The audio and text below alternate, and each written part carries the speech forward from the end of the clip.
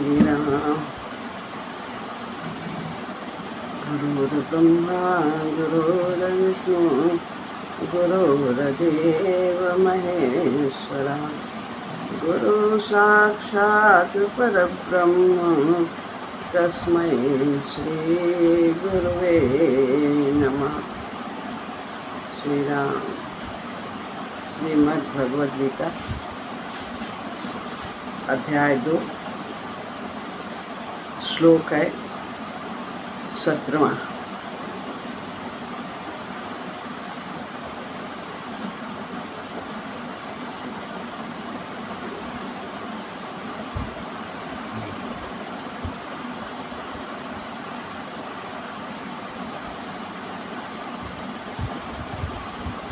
अविनाशी तु तद्विद्धि येन सर्वमिदं ततं, विनाशमव्यस्यास्य न कश्चित् कर्तुमर्हति।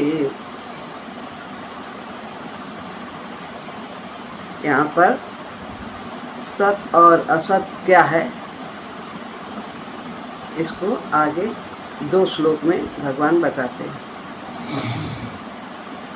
अविनाशी यानी अविनाशी तू, तो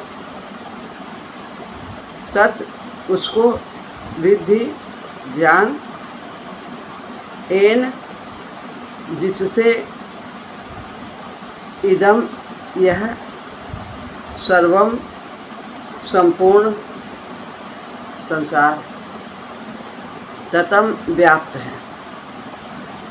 अस्य इस अव्ययस्य अविनाशी का, अव्ययस्य यानी जो कभी घटता नहीं, कम नहीं होता, व्यय नहीं होता, जिसमें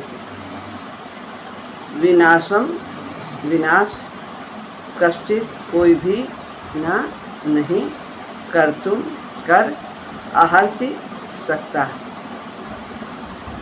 भगवान कहते हैं तो अविनाशी उसको जान जिससे यह संपूर्ण संसार व्याप्त है। इस अविनाशी का विनाश कोई भी नहीं कर सकता।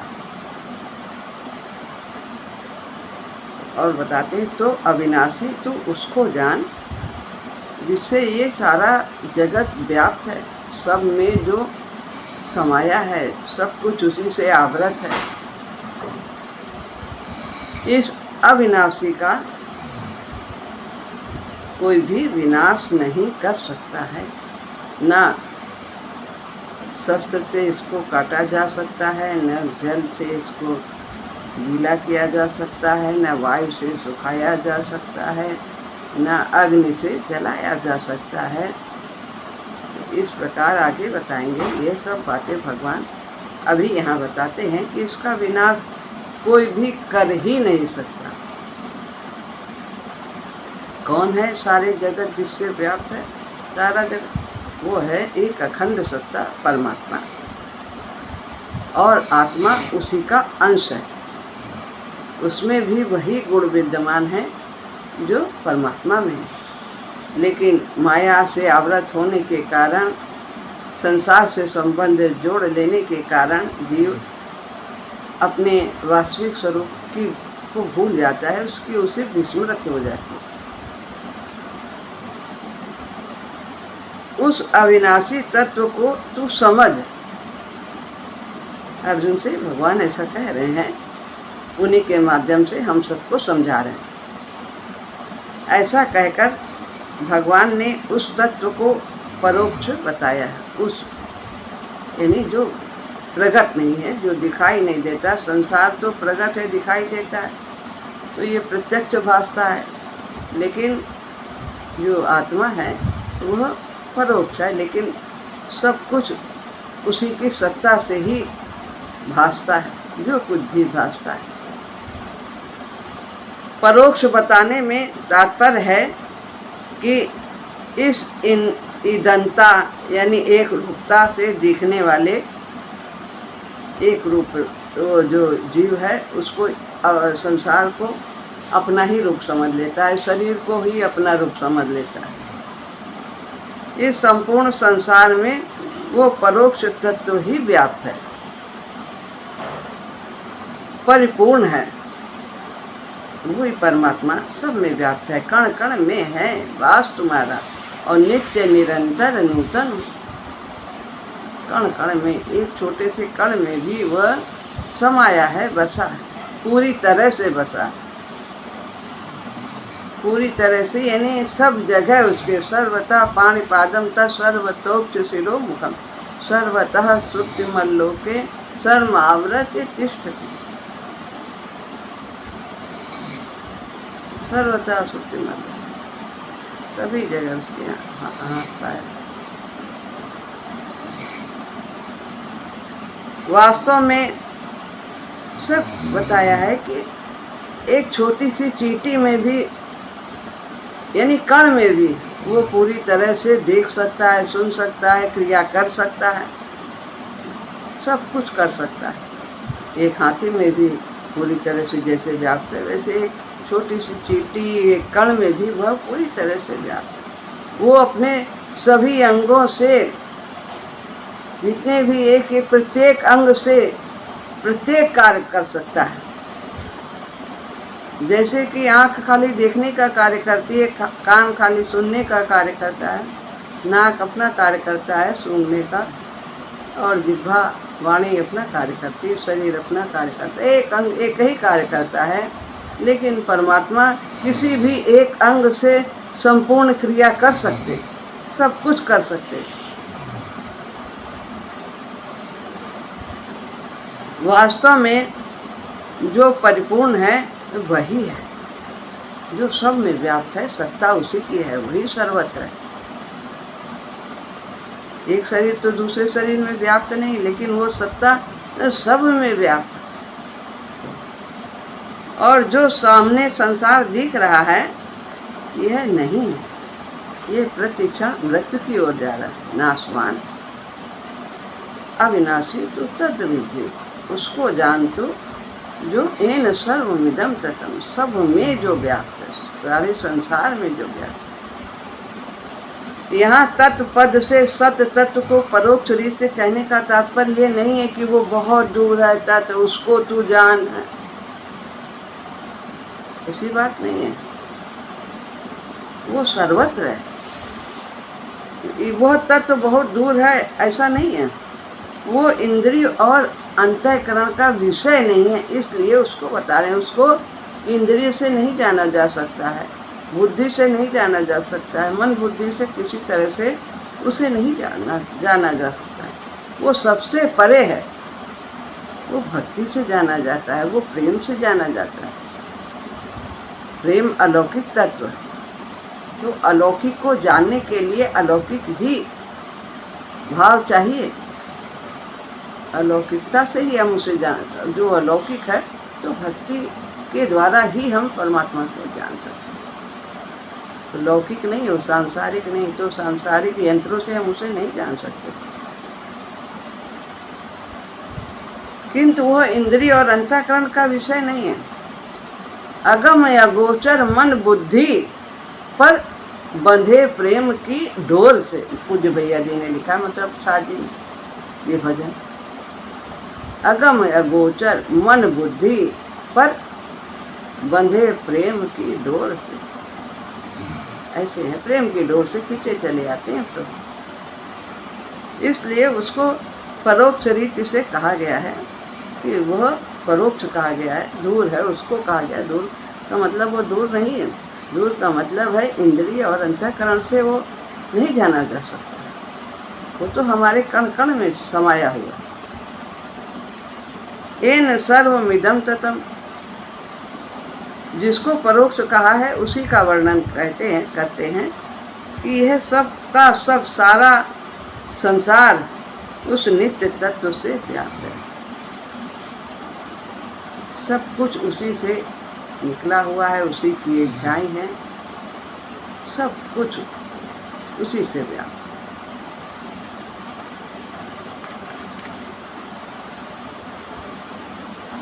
जैसे कि सब में लोहा से, यदि हम लोहा की कोई भी वस्तु बनाते हैं, कोई भी औजार बनाते हैं, कभी हथौड़ा, कभी कुछ पेनी, कहीं कुछ यंत्र तरह तरह के बनते हैं। नाम सबके अलग होते हैं, लेकिन व्याप्त क्या है? लोहा सब में व्याप्त। अस्त्र शस्त्र में क्या है? लोहा व्याप्त है। मिट्टी से बने बर्तनों में नाम सबके अलग हैं। किसी को घड़ा, किसी को सुराही, किसी को गिलास, कुछ भी कहते हैं, लेकिन व्याप्त क्या है? मिट्टी व्याप्त है। जल से बनी हुई बर्फ में जल ही व्याप्त है। सोने से बने हुए आभूषण में सोना ही व्याप्त है। नाम सबके भिन्न है। ऐसे ही संसार में वो सत्य तत्व व्याप्त है, सब में व्याप्त है। किसी का कुछ नाम, किसी का कोई रूप, किसी का कोई जाति, किसी का कुछ, कोई पशु है, कोई पक्षी है, कोई मनुष्य है, देवी देवता है, अनेक है, लेकिन व्याप्त सब में वही परम सत्ता है। अतः वास्तव में इस संसार में वो सत्य तत्व ही जानने के योग्य है। अगर कुछ जानना है तो उसे ही जानना है, परमात्मा को ही जानना है, जिसके जानने के बाद कुछ जानना शेष नहीं रह जाता। जितने भी ज्ञान के शास्त्र हैं, सब किस लिए हैं? उस ज्ञातव्य को जानने के लिए, उस जिसको जानना ही आवश्यक है, उसी को जानने के लिए हम इतनी दुर्गम और दीर्घ यात्रा करके आए। कितनी दुर्गम यात्रा, कितनी क्या क्या बन के आए, कितने कष्ट सहे हैं, कितनी लंबी यात्रा की, कितनी योनियों में भटके। अब ये मनुष्य योनि प्राप्त हुई है, तो इसे हमें सार्थक करना है। इसमें संपूर्ण शक्ति है परमात्मा को पाने की। विनाशमव्यस्यास्य न कश्चित् कर्तुमर्हति। यह शरीरी यानी आत्मा अव्यय है, ये कभी घटती बढ़ती नहीं है, हमेशा एक रस रहती है।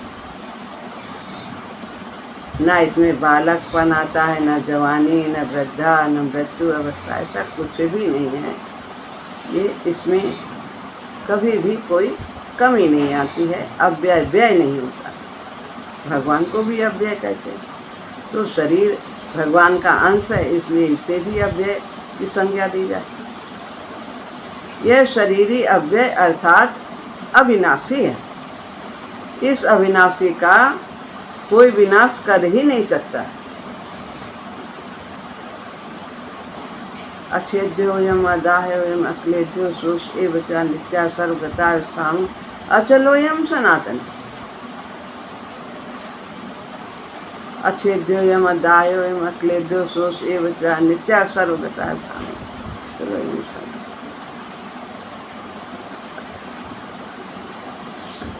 कहीं ये सब जगह व्याप्त। अव्यक्तोयम चिंत्योयम अविकारोयम उच्यते तस्मादेवं विदितवैनम नानुशोचितुम् अर्हसि। विकारों से भी रहित है, चिंतन से परे। इस अविनाशी का कोई विनाश कर ही नहीं सकता। परंतु शरीर, अब दोनों का अंतर बता रहे हैं, सत का और असत का। जो सत आत्मा है, शरीरी है, परा है, ये अव्यय है, अविनाशी है, इसका कोई विनाश कर नहीं सकता। लेकिन जो शरीर है, अपरा प्रकृति है, देह है, क्षर है, ये परंतु शरीर विनाशी है। ये प्रति क्षण मृत्यु की ओर बढ़ रहा है, क्योंकि वो नित्य निरंतर विनाश की तरफ जा रहा है। अतः इस विनाशी के विनाश को कोई रोक नहीं सकता। आत्मा का कोई विनाश नहीं कर सकता और शरीर के विनाश को कोई रोक नहीं सकता।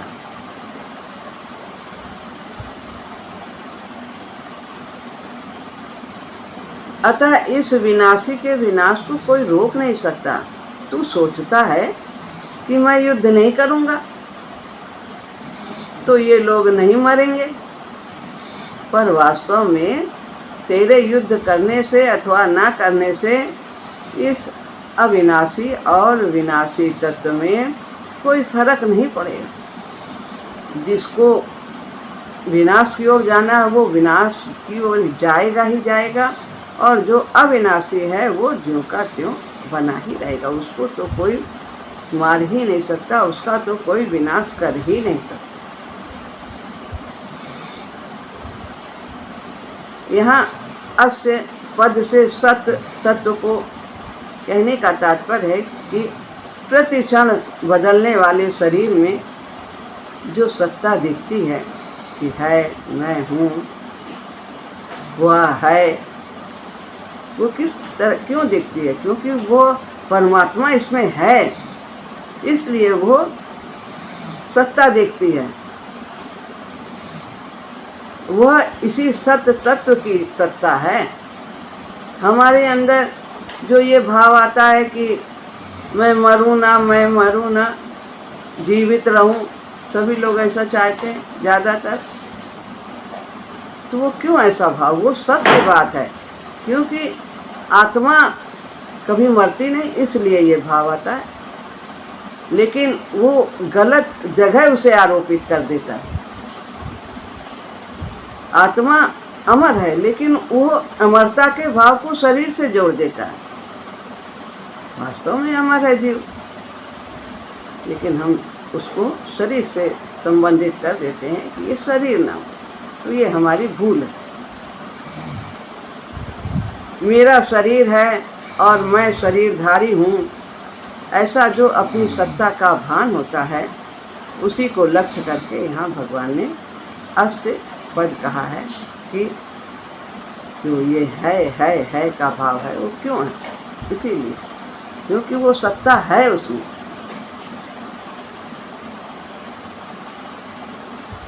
पहले भी ये बताया कि कहते हैं ना कि ये मनुष्य है, ये पशु है, ये पक्षी है, ये नदी है, वृक्ष है सब में, लेकिन है किसी में नहीं गया। पर ये जो नाम है सब बदल गए, ये सब चले गए। मकान का अलग हो गया शब्द, पशु अलग है शब्द, पक्षी है, इस तरह ये सब शब्द बदले हुए, लेकिन है सब में, यानी वो सब में है। तो जो सत्ता सत्य है वो है।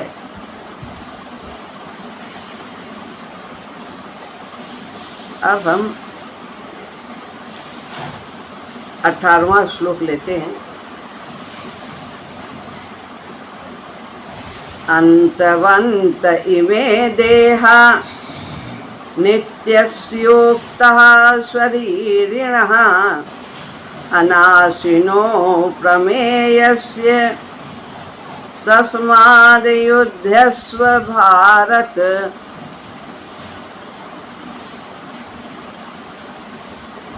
अंतवंत, अंत वाले, इमें ये देहा यानी देह, नित्यस्य नित्य रहने वाले, शरीरिणा शरीरी के, इमें ये देह हैं, अनाशिनो प्रमेय से, और अनाशिना अविनाशी, अप्रमेय से जानने में ना आने वाले, यानी इंद्रियों से नहीं जाना जा सकता, मापा नहीं जा सकता है, ये ऐसी हैं। तो अप्रमेय से जिसको मापा ना जा सके, अनुभव में ना आ सके। तस्मात् इसलिए भारत माने हे अर्जुन युद्धस्व युद्ध करो। तो ऐसा बताया, उक्ता यानी कहे गए हैं, नित्यस्य युक्ता यानी उक्ता यानी कहे गए हैं। अविनाशी जानने में न आने वाले और नित्य रहने वाले इस शरीरी के ये देह अंत वाले कहे गए। इसलिए हे अर्जुन तुम युद्ध करो।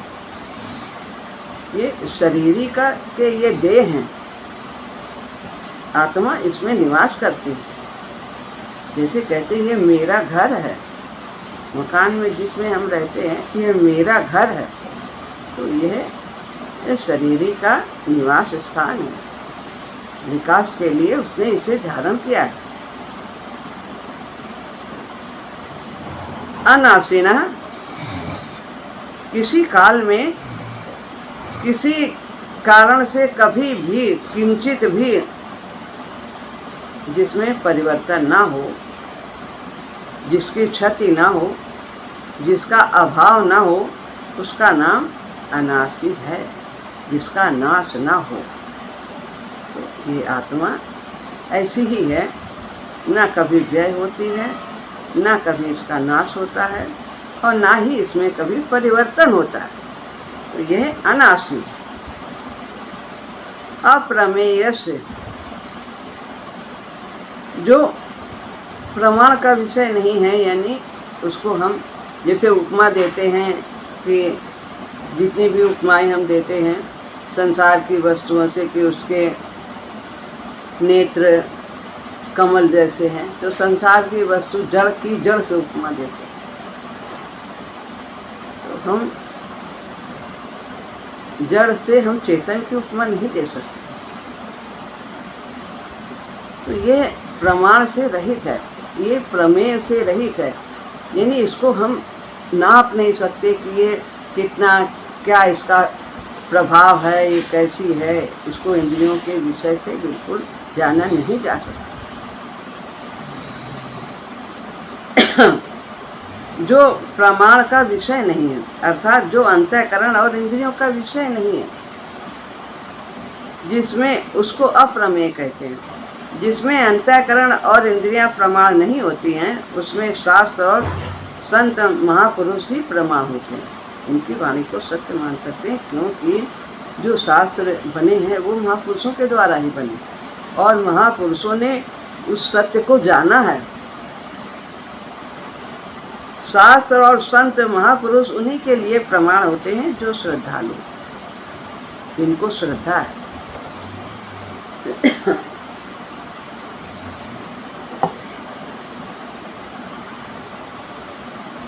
श्रद्धावान लभते ज्ञान, श्रद्धावान लभते ज्ञान। ज्ञान को, ज्ञान है क्या? ज्ञान पोथी पत्रा पढ़ लेना ज्ञान नहीं। ज्ञान केवल तो परमात्मा को जानना ही ज्ञान है, वही वास्तव में ज्ञान। और ये बाकी जो शास्त्र आदि हैं वो तो सब एक साधन है ज्ञान को पाने के, उस परमात्मा को जानने का साधन। श्रद्धावान लभते ज्ञान, श्रद्धावान ही जिसमें आदर है, विश्वास है प्रभु के प्रति, संत के प्रति, उनकी वाणी के प्रति, तो वो श्रद्धावान का है। परमात्मा में की सत्ता में दृढ़ विश्वास। जिसकी शास्त्र और संत में श्रद्धा होती है वो उसी शास्त्र और संत के वचनों को मानता है। जैसे हम सब गुरुदेव भगवान के वचनों को बड़े ही आदर भाव से सुनते हैं और उन्हें ग्रहण करने का प्रयास करते हैं, जीवन में उतारने का प्रयास करते हैं। कहीं भी उसमें बिंदु लगाने का हम सोच भी नहीं सकते कि ये ऐसा लिखा है कि ऐसा, इसमें कहीं शंका है क्या, कुछ नहीं।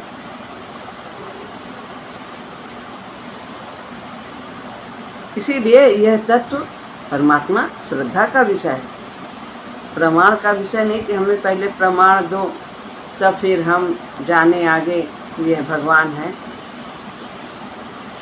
किसी ने कहा कि हमें पहले भगवान को, भगवान है कि नहीं ये बताओ, पहले कुछ उनका चिन्ह बताओ, कैसे जाने कि भगवान है। तो गुरु जी ने कहा चलो अच्छा आज सुबह सुबह हम लोग टहलने चलते हैं। शिष्य से कहा, तो गए जंगल की तरफ, तो वहाँ मिट्टी थी, गीली थी, तो कहा देखो यहाँ पर शेर है। गुरु जी ने, कैसे मालूम? यानी ये जो चिन्ह है ये किसके हैं? तो बोले ये तो शेर के हैं। तो जैसे तुमने ये जान लिया ये चिन्ह शेर के हैं, और शेर है यहाँ पर, बात मान ली। ऐसे ही ये जितना भी विभूति है, संसार है, ये परमात्मा का ही चीज है। यह इस तरह से जो कुछ भी है तो एक जैसे शेर वहाँ है नहीं, और केवल उसके पैर के पंजे से जान लिया कि शेर है, यहाँ आया है। ऐसे ही ये सब जितना भी संसार में पसारा है, ये सब परमात्मा का ही स्वरूप है, उन्हीं की विभूति। गीता में भी भगवान ने अपनी विभूतियों का वर्णन किया। शास्त्र और संत किसी को बाध्य नहीं करते कि तुम हमारे में श्रद्धा करो। जिसका मन हो श्रद्धा करे, जो करेगा सो पाएगा। श्रद्धा करने अथवा न करने से मनुष्य स्वतंत्र है। अगर वो शास्त्र और संत के वचनों में श्रद्धा करेगा तो फिर वो उस श्रद्धा जिसके प्रति करता है उसको पा भी जाएगा। वो तत्व श्रद्धा का ही विषय। नित्य से, यह नित्य निरंतर रहने वाला है। आगे आया है उस श्लोक में, नित्य से, नित्य रहता है, नित्य निरंतर नूतन हो। यह नित्य निरंतर रहने वाला है, किसी काल में यह न रहता हो, ऐसी बात नहीं। भगवान ने कहा कि मैं पहले भी था, तू भी पहले था, राजा लोग भी पहले थे, आज भी हैं और आगे भी रहेंगे, पर मैं उनको जानता हूँ और तू नहीं जानता, क्योंकि अभी हमारी माया का आवरण है, आत्मा उससे आवृत है। हमने शरीर से संबंध जोड़ा हुआ है और ये सब हमारे हैं, ये हैं मेरे हैं, ये मेरे पितामह, ये मेरे कुल के, ये अंतवंत इमे देहा उक्ता शरीर। इस अविनाशी, अप्रमेय और नित्य शरीरी के संपूर्ण संसार में जितने भी शरीर हैं वे सभी अंत वाले कहे गए। शरीरी के जितने भी शरीर हैं, आत्मा के जितने भी शरीर हैं, सभी में आत्मा व्याप्त है। परमात्मा का अंश सब में व्याप्त है आत्मा। और ये जितने शरीरी के शरीर है, जितने भी धारण किए हैं, वो सब अंत वाले हैं, सब नाशवान है, सब समाप्त होंगे। अंत वाले कहने का तात्पर्य है कि इनका प्रतिक्षण अंत हो रहा है, इनमें अंत के सिवाय और कुछ है ही नहीं, अंत ही अंत है। इस प्रकार से अंतवंत इमे देहा, ये यहाँ पर बताया है।